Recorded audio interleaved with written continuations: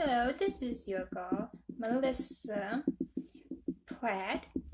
I've been, this is XJW content, so if you like any XJW stories and experiences, please hit that subscribe button down below, that big red button. And please like and leave a comment too if you like.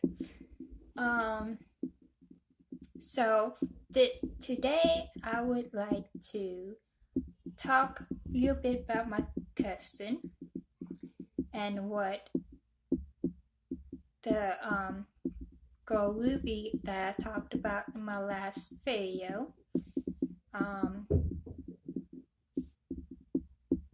did. And this was like when I first moved in about 3-4 years ago. So that gives you an idea where the story took place. And I known my cousin since he was 6 months old. He was married into the family, so he's not blood family. And as a Jehovah's Witness, you cannot have any guys come over if they're not your family. And that right there I had a problem with, because my cousin, even though he's not blood family, I still couldn't have him over. And even though I changed his diapers and I looked at him like a brother, not only a cousin but also a brother, so we didn't have any to raise a concern about. I did feel like I was in the wrong. Did feel bad about it, because that's what I thought about my cousin is a brother, so he went to meetings with me. He even went to the congregation get-togethers with me. I was still with the fair surface. When he was here, he come stay with me for a week or two, and then went home. He visits and stays a week or two, and he sleeps on his own in his own bed. So I did have no concern. Nobody should be concerned about that. So anyways, this sister Ruby, whom I talked about in my last video,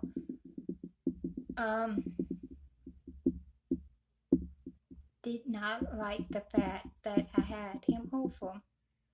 So she called me,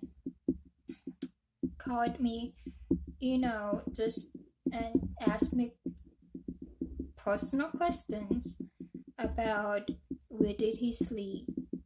And at that time I did have extra bed, so he slept on a recliner, because I did have a couch at that time, so he slept on a recliner.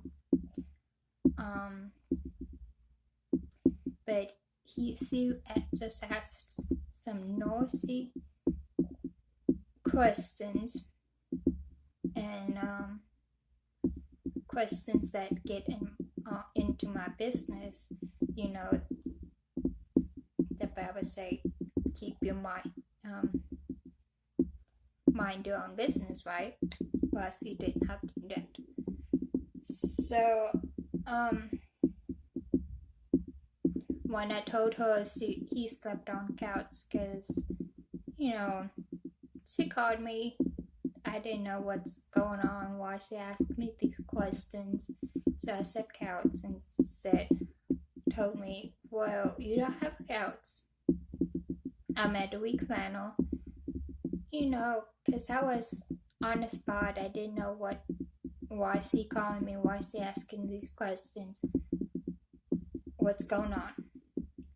Until about a week ago, I found out that she had spread rumors about me, even though I told her all those questions while I was talking to her, and that she should not be worried about anything happening, But she spread rumors about me and him and told everybody that we slept together, which was not true. My best friend at the time called me up and knew it wasn't true, so she told me about it. And then another week went by. The elders in the congregation talked to me because he told the elders as well. So they didn't know what's going on. They had the duty to talk to me about the situation and see if it was true or not, which is not, was it? And the minute I told them that it was my cousin and who it was, they wasn't even concerned about it, because one of the elders knew the family, and he knows the situation, and he knows the family from way back. So he did not show any concern that they will catch on me about it. So there's that.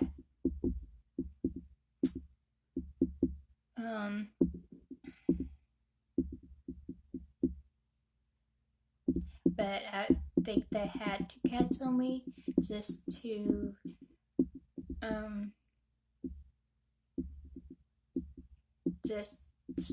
have a duty, assist in congregation, so the concern and worried about it, so they canceled me about it.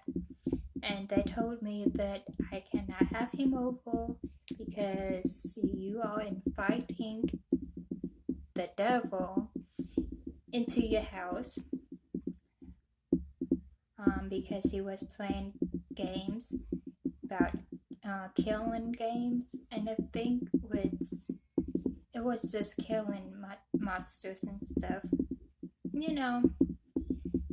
He's respectful. He's respectful enough to not cuss or nothing like that in any way.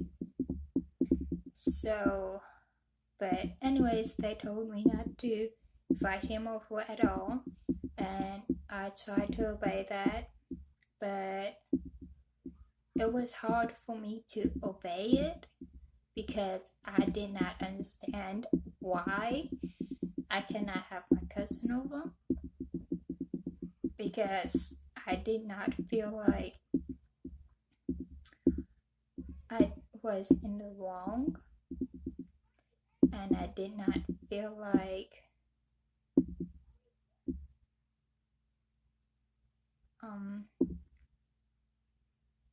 I did not feel like I was in the wrong for anything. He's my family, he's my cousin, I look at him as my brother, and it disgusts me to this stage that the sisters spread rumors about us sleeping together. It's disgusting, and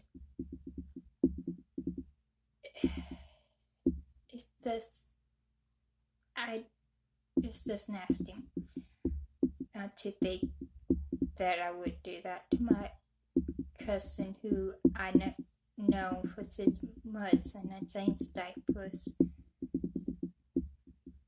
changed his diapers and everything. I watched him as a baby, so there's no sexual tension between us at all. None. So I still have had him come over because I didn't understand it. So I still had him come over time and time again, and the elders never questioned me at all about it, because he still came to the meetings with me when he came. And it's not like I done anything wrong. I still had my spiritual activities going. I did not feel guilty or anything. So even though I tried to obey, I still had him over. So, because I did not feel guilty enough to obey. That's just how I can explain that. So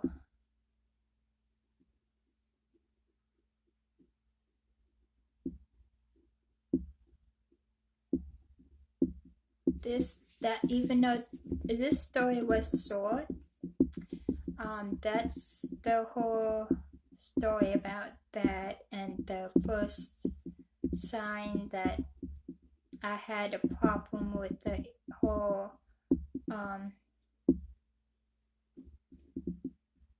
organizing with that. This one was short, so, and then, but I still was trying to do my best in the organization and try to be a good witness. So there's that, and next time I will explain my awakening and what woke me up and all that. But yeah, this one was short. Like I said, I'm leveling now, so I will go. Please subscribe and like and comment. I enjoyed the comments that I had on my last one, and I was really excited how the last video had so many likes on it, and thank you for supporting me, whoever. And yeah, thank you.